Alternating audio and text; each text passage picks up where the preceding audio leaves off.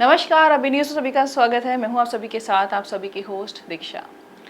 अभी न्यूज़ की हमेशा यही कोशिश रहती है कि आपको अच्छे से अच्छा दिखाएं, जैसा कि मैं हमेशा अपने किसी भी स्टार्टिंग में बोलती हूँ इस बात को। और आज हम उसी के चलते आपको ऐसी शख्सियत से मिलाने जा रहे हैं जिन्होंने कम उम्र में ना सिर्फ सफलता हासिल की, बल्कि लोगों के लिए एक प्रेरणा बन चुके हैं।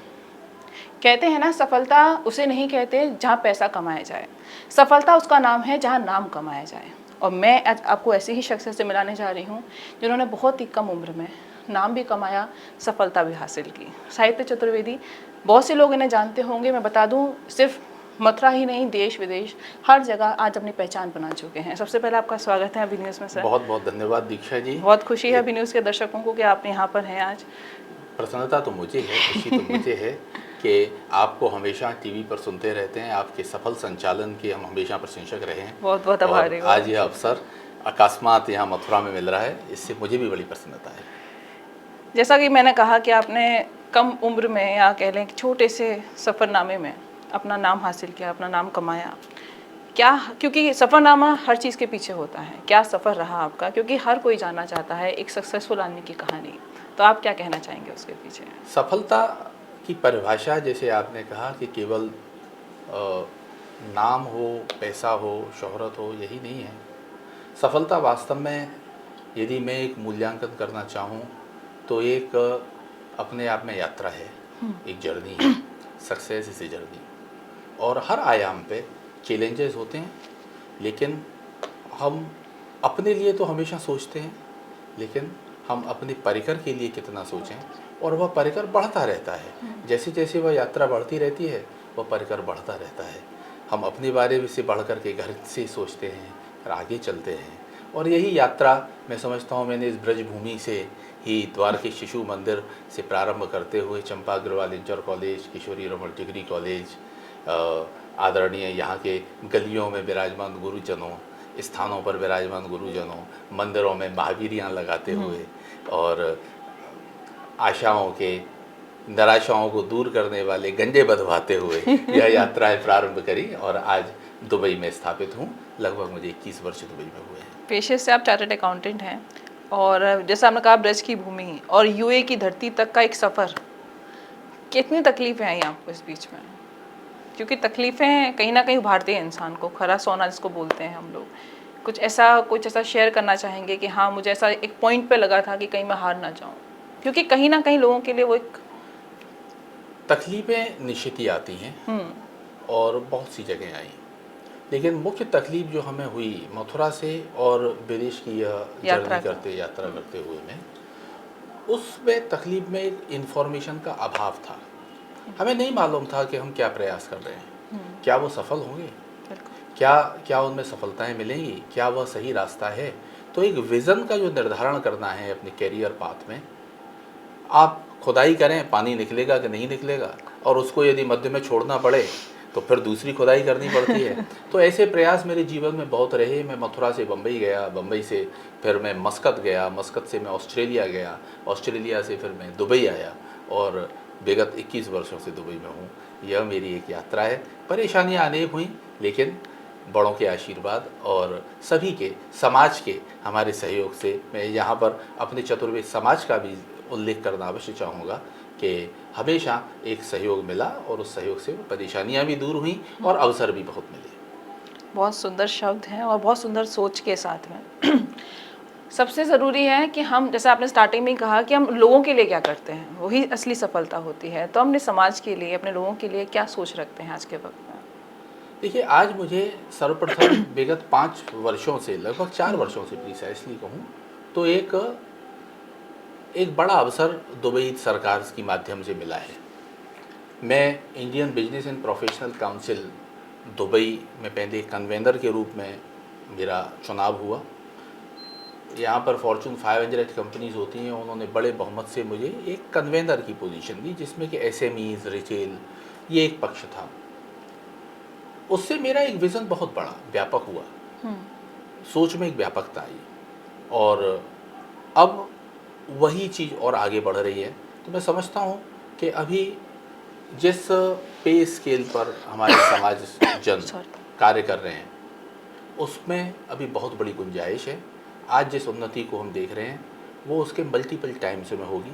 संख्या बल भी बढ़ेगा और मुद्रा बल भी बढ़ेगा। और दुबई में रहकर जब हम समाज की बात करते हैं तो हम चारित्रिक मनोबल पर भी अपना कंट्रोल वैसा ही रखना चाहते हैं जैसा कि हमारे पूर्वजों ने रखा है। तो वह चारित्रिक मॉरल वैल्यूज़ भी हमारी बढ़नी चाहिए, यह मैं ये सोच रखता हूँ। मॉरल वैल्यूज़ की आपने बात की, और मॉरल वैल्यूज़ जैसा अब सारा जहां जान चुका है कि दुबई की धरती पर आज हम रामलीला कर सकते हैं, आज हम हिंदुस्तान के नारे लगवा सकते हैं, तो ये एक बहुत बड़ी उपलब्धि है भारत की। और जहां भारतीय खुद वहां पर मौजूद हैं उनके लिए तो गर्व की बात होती है। आप क्या कहना चाहेंगे उसके लिए? नहीं, निश्चित ही इसमें दुबई सरकार, यूएई सरकार का भी बहुत बड़ा एक योगदान है। वहाँ पे एक टॉलरेंस मिनिस्ट्री है। जब विगत वर्ष में उनसे मिला और मैंने tolerance minister Sheikh Al Nahyan साहब से मुलाकात की, उन्होंने बड़ा अच्छा भव्य स्वागत किया और उन्होंने ये कहा कि आप हिंदी विषय पे कोई कार्य क्यों नहीं करते। भाषाओं में हिंदी है, आपके यहाँ तो संस्कृत ऐसी भाषा है, हमने जाना है, सुना है कि उसमें से बहुत सी भाषाएं निकली हैं, तो कुछ हिंदी और अरबी या संस्कृत और अरबी ऐसी भाषाओं पर कार्य क्यों नहीं करते। तो वहीं मैंने उनसे एक निवेदन किया था कि भाषा को सीखने का सबसे बड़ा माध्यम अभिनय होता है और अभिनय में हमारे यहाँ कुछ ऐसे ड्रामा हैं जो कि 500 साल पहले, 1000 साल पहले लिखे गए हैं, लेकिन लोग उन्हें स्टेज पे इसलिए प्रस्तुत नहीं करते कि उसमें कहीं ना कहीं रिलीजन अटैच हो जाता है। तो यदि आप हमें ये मुक्ति दे दें कि इसे रिलीजियस नहीं माना जाए, इसे सांस्कृतिक माना जाए, तो हम इस प्रकार की प्रस्तुतियाँ करेंगे कि दोनों ही देशों में एक समभाव और निकटता सांस्कृतिक माध्यम से की जा सकती है।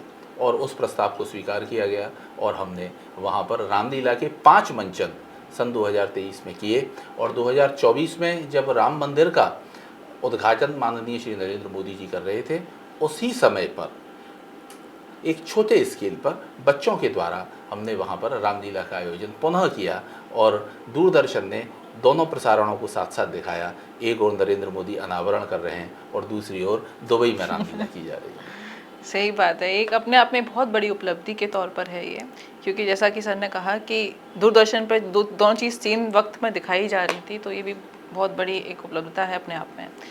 सर, यूथ के लिए जैसा आपने कहा कि बहुत कुछ मैंने देखा, समझा, विज़न जो आपने बोला कि हाँ, हमारे नज़र में एक विज़न बोर्ड की बहुत कमी होती है कि हमें बनना क्या है या हमें करना क्या है। और आज की यूथ जिस वक्त जिस ओर आगे बढ़ रही है, जिस तरीके से बढ़ रही है, उससे कहीं ना कहीं विज़न की कमी उनके अंदर आती है। उन्हें यही नहीं पता हमें जाना कहाँ पर है और फिर वो धीरे धीरे कहीं ना कहीं भटक भी जाते हैं और कोई बन भी जाता है आपकी तरह।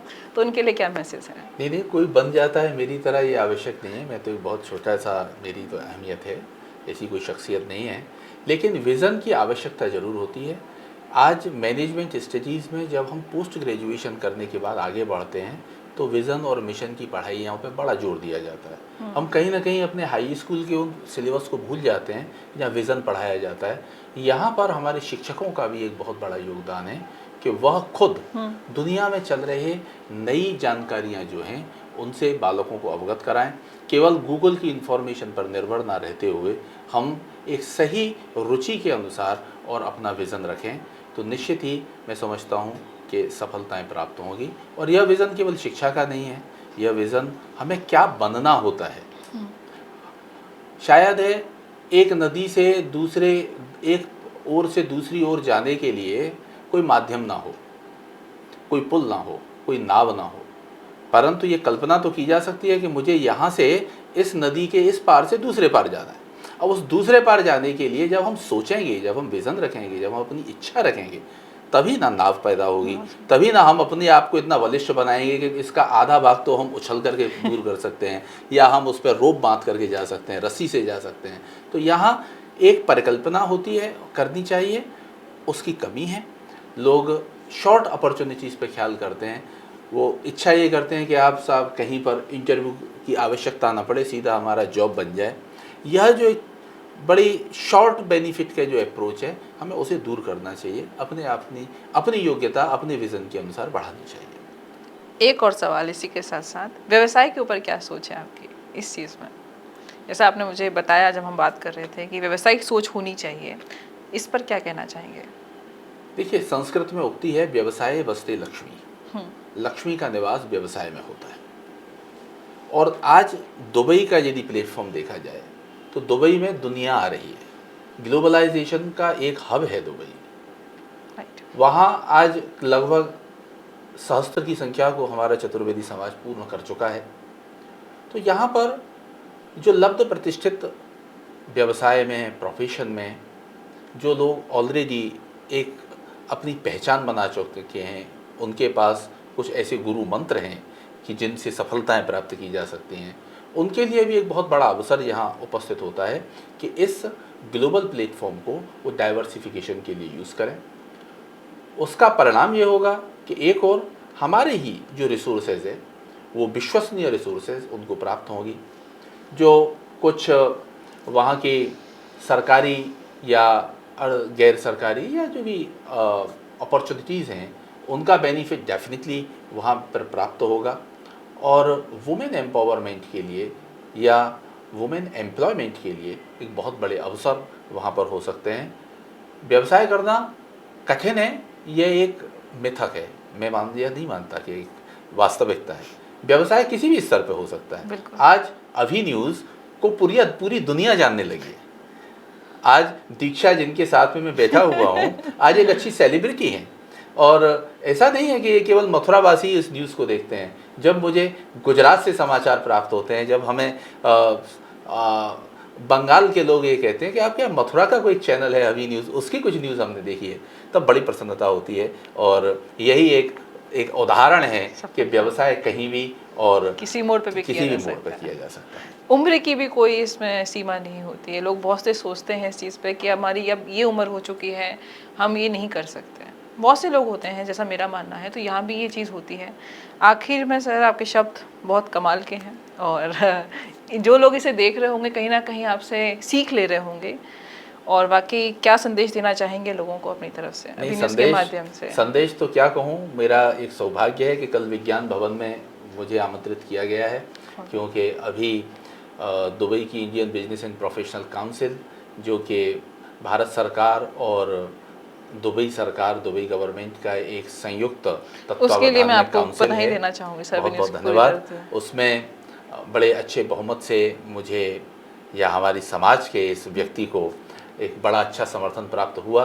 फॉर्चून 500 कंपनीज़ ने उसमें वोटिंग की, 70% से अधिक उसमें वोट का समर्थन मिला है। और कल भारत सरकार द्वारा आयोजित कार्यक्रम में विज्ञान भवन में आने का अवसर प्राप्त हुआ। और यह अवसर उस विज्ञान भवन से जाने से पहले इस ज्ञान के भवन में आपसे मैं दीक्षा ले रहा हूँ। दीक्षा के साथ यह संयोग बन रहा है। तो ये थे साहित्य चतुर्वेदी, जिन्होंने जो ज्ञान के सागर हैं अपने नाम की तरह ही, और बहुत कुछ सीखने को मिला। आप लोगों के पास ज़रूर कोई अच्छा संदेश पहुंचा होगा इस इंटरव्यू के माध्यम से।